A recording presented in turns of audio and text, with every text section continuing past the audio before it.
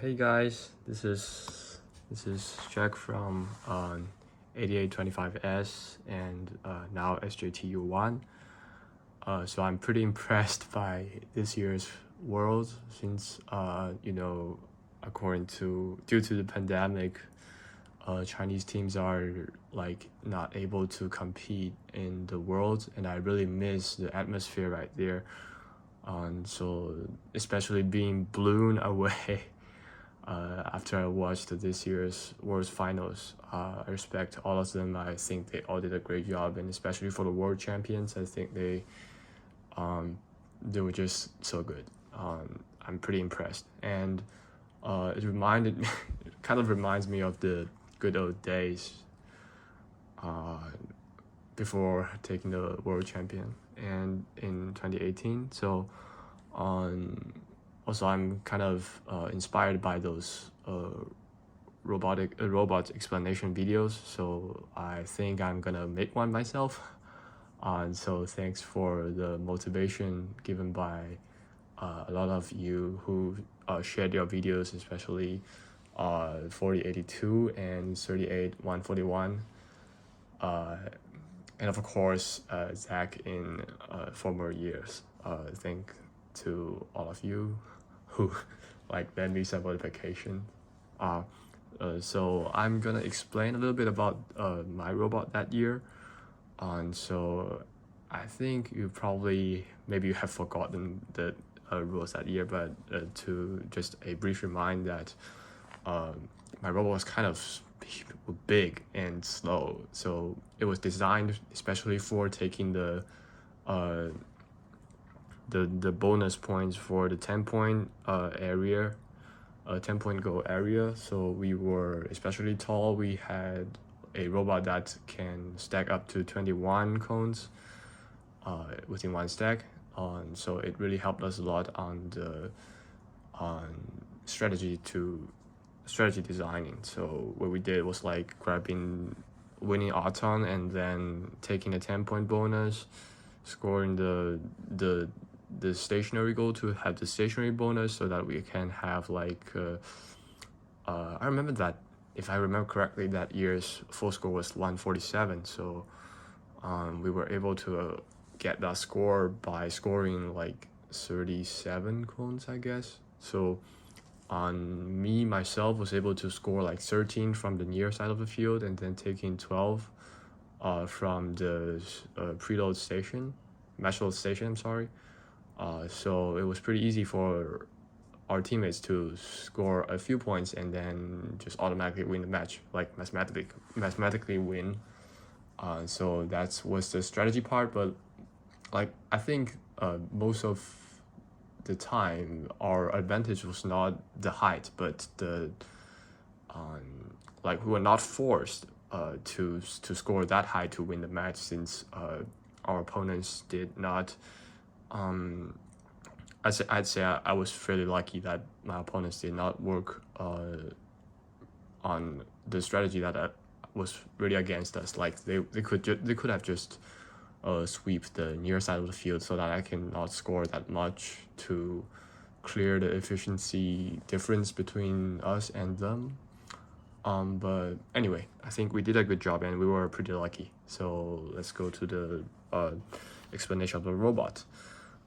So most of the robot that year had a lot of mechanisms going on. As for me, I had 2 joysticks. If you can see on the iPad right there, I wrote that. I wrote the keys, like the relationship between keys and the movements on the iPad. And what basically happens is that we have a intake roller, which is controlled by R1 and R2.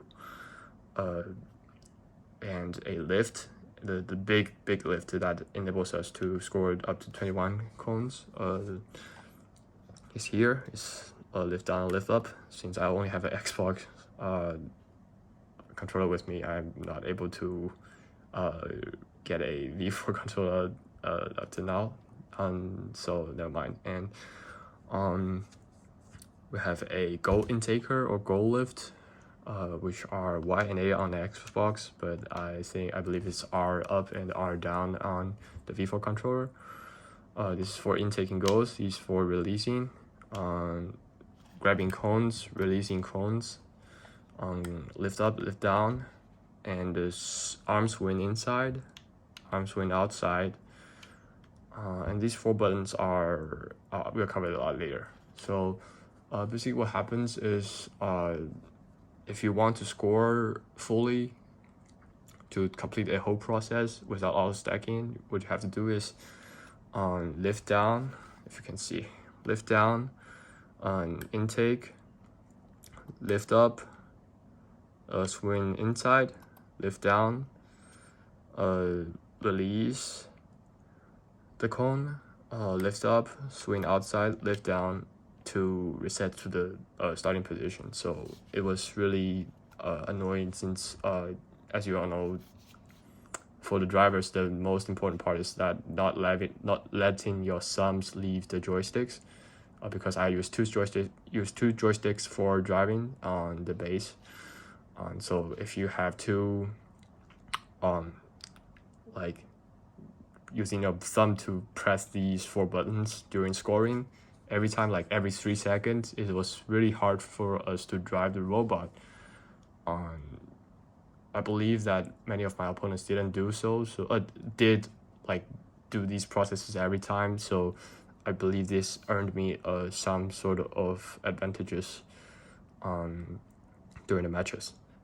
So anyway, the logic was like to make sure that your thumb does not leave the joysticks, and for us it was as you can see in the matches that we had auto stacking. So what happens is that if we had a cone grabbed, like we lift down onto the ground after we have aimed at the cone, we lift down onto the ground, grab it, and while I press the intake button, I press the de-intake, I guess, releasing cone button at the same time.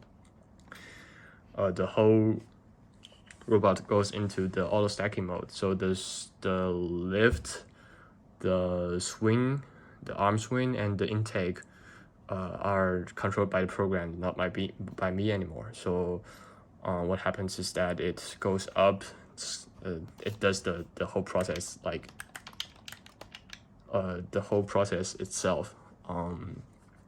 So really confident for me to drive such a robot. So a few like small tips, or if I remember correctly about that US robot, was that like if we started grabbing the cone on the ground, we have an encoder on our lift, so it judges if it measures the height we started auto stacking. So if it starts on the ground, we will return back to the intake position that is close to the ground, and I'm able to aim at the next cone, so I can do this another time.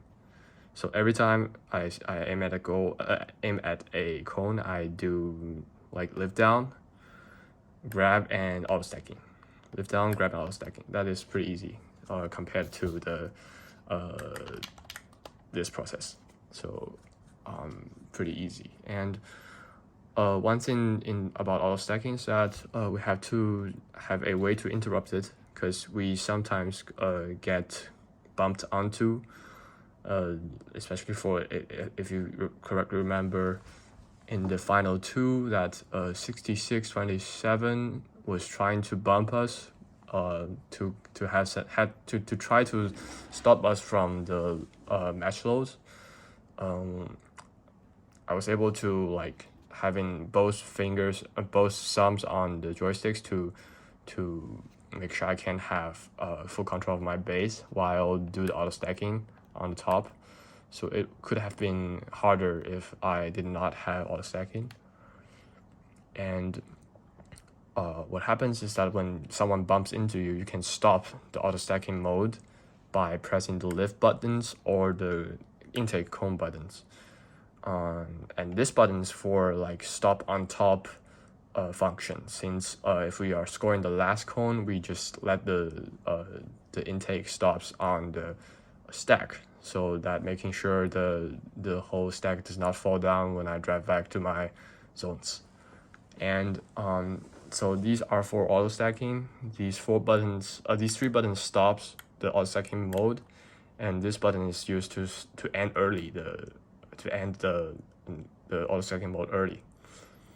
And if we have auto stacking, we'll also have to have a counter for the cones, since auto stacking, every time I press auto stacking, it must lift up to some height, right? And this height is not we do not have a sonar on our lift. So what we do is we have a counter for the cones. Like it's kind of always knows like how many cones I have on my goal, and it gets reset if I press this button. On the cone count is reset. And I actually never, I believe I did not use this during the match, except for if I had like grabbed a mobile goal from the ground which was previously stacked. So what I would do would be pressing this and add up to the cone count I wish to add to. This is for cone count minus. It's for cone count add. So basically, the function the program does is that it keeps tracking the cone counts. Like if I did auto stacking, it's plus 1 by itself, and if I do manual stacking, it like if I do this process, it also like identifies my moves and do the counting as well. And I have to cover this key as well, since this key is for the goal rush switch, just like I think Ben has mentioned in this year's video. Like he used this button to switch between different modes that allows allows other buttons to control the different parts of the robots, so that to achieve the same goal, that you have 6 fingers always in control. And this for us was to help grabbing the mobile goals, since that year's skills challenge was basically throwing goals into the zones, and it was really not very convenient, since I'm a not good claw hand. I do not use my how to call this thing, I don't know. I don't use my second finger to press these 2 buttons. So but I sometimes do it. Never mind. So we use these 2 buttons. If I've pressed this button, I will use these R1 and R2 to score the mobile goals. So the mobile goal lift was originally Y and A, now switched to these 2 buttons. And if I still press Y or A, these 2 buttons switch back to the normal mode. So for the intake roller, what this does is that like after the autonomous period has ended, I believe I must have positioned myself to a very good scoring and blocking position. And the first, like before you have a goal inside you, it is kind of useless to intake any cones. So what I did was, like, after I ended the autonomous period, I automatically enters the driver control period with the goal rush mode on. So I will be able to use these 2 buttons while controlling my base at the same time to make sure I can get the goal very fast, like without pressing these buttons. And after I have like had a full control of the goal, I would press Y to intake it. So after I press the Y, these 2 buttons go back to the to the normal scoring mode, so I can use them to grab cones and enter auto stacking mode. That is basically what happens to my robot.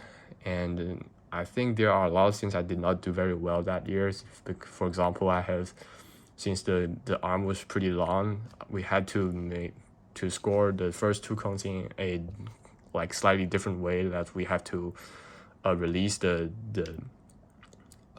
mobile goals to put them on the ground and score them. Like the whole process would be, after I grab the cone, I lift up, I release the mobile goal, I lift down, put the cone onto the goal, and lift up and take the mobile goal back and lift down. And I have to press a +1 button, since this is a process that is kind of different from normal stacking process, and I was not able to track them. And I also did not include them in auto stacking because it was like it should, when doing so, you are not able to move your base. So it was kind of pointless if we had auto stacking and while I can't move my base. So I lose some control of my robot. That's what I was thinking about. So I did not add these two, like first two cones auto stacking, special auto stacking into the auto stacking process.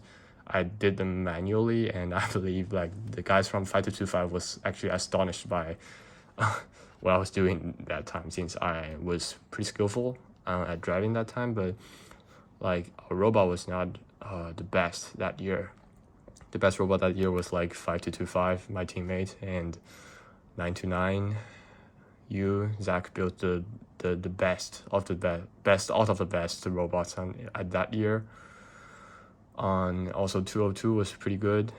They were all like better than me, but I think I did some correct stuffs. I had kind of better strategies, but like lucky enough we did not like I'd say like we did some stuff that was correct, and we were lucky enough to go to the dome and win the finals.